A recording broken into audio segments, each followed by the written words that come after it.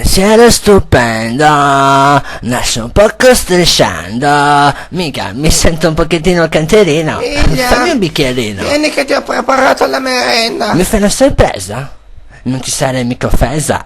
Ho fatto la spesa. Ti preparo il tuo Il drink. primo cucchiaino è quello del mattino e poi mi fai l'aggiuntina e sono più felice di prima. Potrai...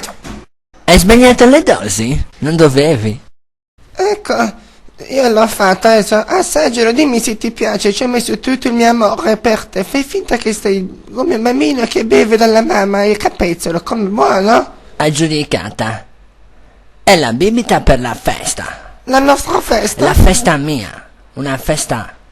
Ho già deciso. E poi qui non sto parlando, sto pensando. Sono un pensatore. Ascolta, devo parlarti di un problema importante. È proprio importante, sì. Ho un problema mio personale importante. Il nome di questa ho trovato.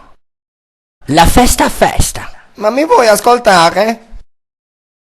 Come? Il nome della mia festa si chiamerà La Festa Festa. Ti piace il nome della festa? Baciami. Profondamente.